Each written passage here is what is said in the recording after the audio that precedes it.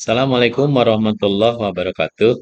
Selamat pagi, salam sejahtera untuk kelas 12. Mudah-mudahan Anda selalu diberikan kesehatan, selalu diberikan keberkahan.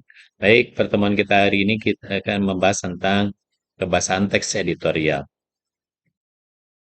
KD yang akan kita capai yaitu menganalisis struktur dan kebahasan teks editorial.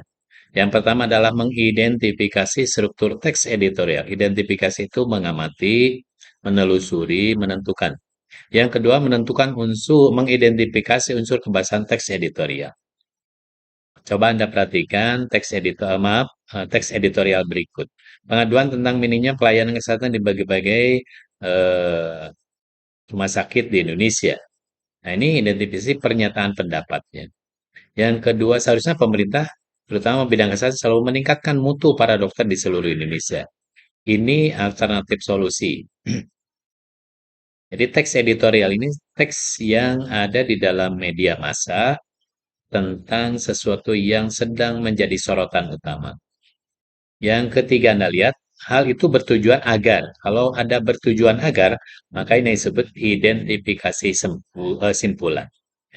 Baik, apa kaidah kebahasan dalam teks editorial? Yang pertama, teks editorial ini harus mengandung adverb frekuentatif. Biasanya selalu, biasanya sering, kadang-kadang, jarang, kerap. Nah, ini sering muncul di dalam teks editorial. Yang kedua adalah konjungsi eksternal temporal. Pertama, kedua, berikutnya, dan seterusnya. Ya. Yang ketiga adalah konjungsi internal penegasan. Bahkan selain itu. Yang keempat adalah konjungsi internal persyaratan. Agar supaya seperti tadi, ini merupakan persyaratan atau tujuan. Dan yang kelima adalah konjungsi kausalitas atau sebab akibat. Oleh karena itu, jadi dengan demikian oleh sebab itu. Yang keenam adalah verb, kata kerja mental, material. Mental artinya sesuatu yang tidak bisa dilihat. Menekankan pada proses dalam bentuk melakukan sesuatu. Membutuhkan pelaku, yang dikenai pelaku, seperti menerkam. Ya, material, ini material itu terlihat. Ya, berjalan, terlihat. Sedangkan verbal, mental, ini hanya bisa dirasakan oleh pelaku. Ya, yang pertama ini melihat persepsi, pandangan orang ini, mencium, mengecap, meraba. Afeksi, suka, takut, benci.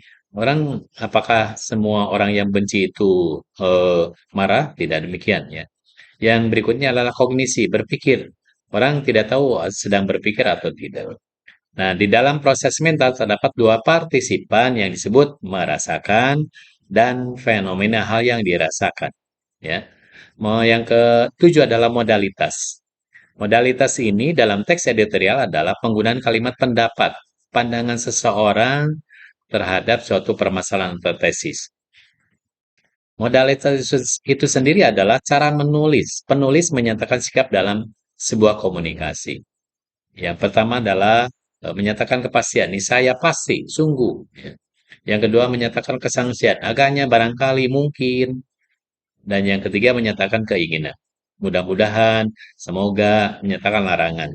Dan menyatakan keheranan mustahil. Terima kasih. Mudah-mudahan dalam pertemuan berikutnya kita akan berlatih tentang bagaimana menganalisis teks editorial dalam kebahasan dalam teks editorial. Terima kasih. Assalamualaikum warahmatullahi wabarakatuh.